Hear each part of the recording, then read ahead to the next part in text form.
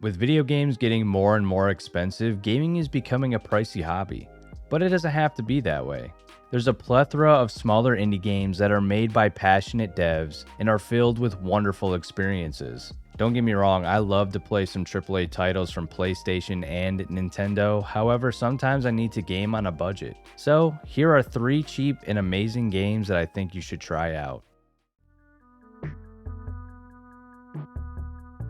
FlyKnight is a silly yet epic first-person dungeon crawler. The game calls upon nostalgia lovers with its RuneScape-esque graphics and art style. This goofy experience only costs $5.99 USD on Steam. FlyKnight can be played in solo or in co-op with 4 players, although I highly recommend playing in co-op, and if you're wondering why, let me drop you some lore. One of my best friends, who goes by Johnny, and I were looking for a fun co-op experience to hold us over for bigger releases. We often play single-player games while we chill on Discord, however I found this game thanks to Razbutin, a YouTube channel I admire. I suggested we give FlyKnight a try and Johnny said we could give it a go. I am a big fan of dungeon crawling and gritty fantasy games in general, so I immediately fell in love with this game, which was originally made in just 2 weeks by Wababoy for a game jam. Since then, the developer expanded the original 30-minute experience into a 3 to 6 hour game. After completing the tutorial, Johnny and I were able to link up online with little to no struggle.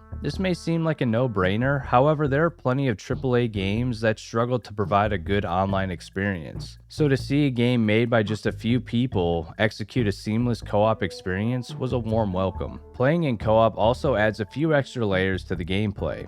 As per usual with Johnny and I, we learned that the game has team damage. If this mechanic is discouraging, fear not, for there is a sacred item that stops you from being felled by friendlies. FlyKnight, like many dungeon crawlers, has an equipment and resource system. Each player has 2 ring slots, and each ring found within the game gives the player various stats and abilities. Of these rings, there is one that can be found near the start of the game in a location called Deeper Ruins. Here you can find the Ring of Lavender in a chest, which turns off team damage for those who wear it. Needless to say, I wore the Ring of Lavender for the entire playthrough, since Johnny cannot be trusted with such mechanics, and he is so lucky I don't have any PUBG footage to prove it. Aside from keeping your trigger-happy friends at bay, co-op offers a unique looting experience. The majority of loot drops are random, and those drops are not shared by all players. There's enough variety for players to have different builds, therefore rationing out loot for each player's build becomes part of the experience as a whole. Johnny used his bow a lot, so we made sure that he got most of the arrows that dropped. Big loot items found in chests such as armor sets and new weapon types are shared, so there's no need to slay your partner for some wizard robes. One of our favorite mechanics of FlyKnight was fishing. There are several fishing spots scattered around the map.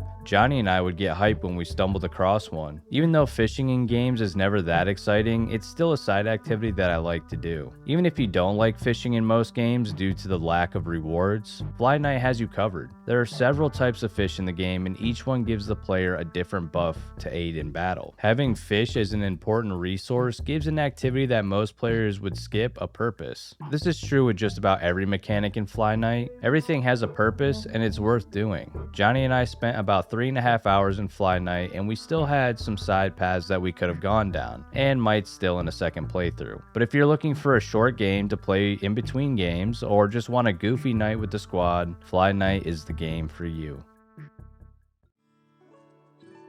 A Short Hike is a cozy adventure game set on a beautiful island. This heartwarming experience is only $7.99 and can be played on Nintendo Switch, PlayStation, Xbox, and PC via various PC game shops. I played A Short Hike on my PS5 and clocked in 6 hours of playtime after obtaining the Platinum Trophy. This is the perfect game to play on a day off or even over the weekend. You play as a bird named Claire who is visiting her Aunt May on a remote island. There's just one problem.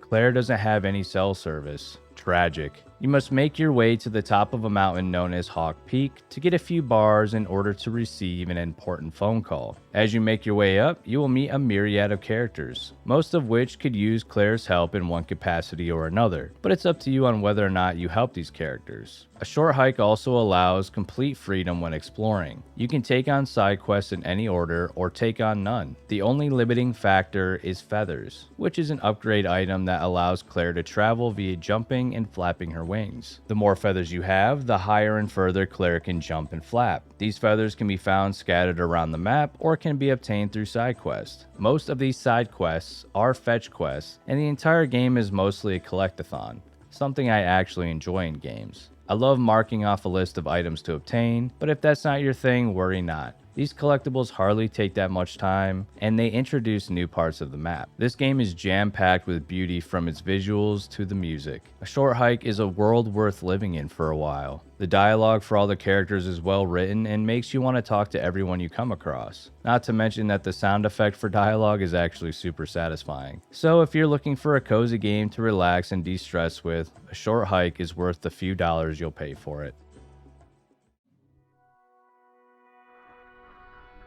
Oh yes, another person talking about Balatro, and for good reason I might add. This titan of an indie game is still only $14.99 despite its popularity, which speaks to the ethics of its solo dev, Local Thunk. Like A Short Hike, Balatro can be played on every console and PC. I was a bit skeptical about how fun this game would actually be, and I hemmed and hawed about purchasing it. Well, back in May, Balatro was part of the free monthly games on PSN. I decided to try it for free and fell in love with it immediately. Despite me getting it for free, I wholeheartedly believe it's worth the price. Every single run is different, and a ridiculous amount of Joker card combinations and strategies can be made. Unlike other roguelikes, losing a run doesn't feel detrimental in Balatro. It's so quick and easy just to jump right into your next run and start building a new deck and playstyle. I actually didn't know much about poker, so I wasn't sure which were the best hands to play, but luckily there is a menu tab that you can reference to remember what hands are better than others. The game also does a great job at explaining itself in a comprehensive way that all players can understand immediately.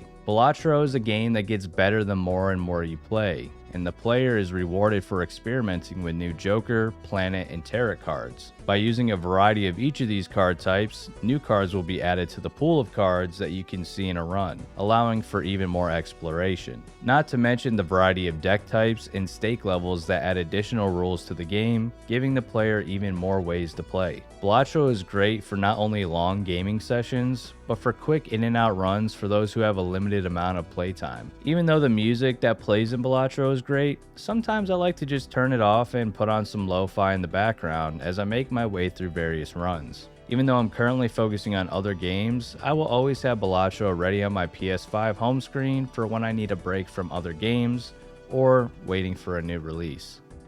Well, there it is, 3 cheap games that I love and I think you will too. If you've waited to give them a try, but haven't yet, I promise you won't be disappointed. If you have played any of these games, let me know your thoughts about them down below. If you enjoyed this video or found it useful, let me know with a like, as I'm considering turning this into a mini-series here on the channel. Thank you so much for watching, and I hope to see you in the next one. But until then, have a great day.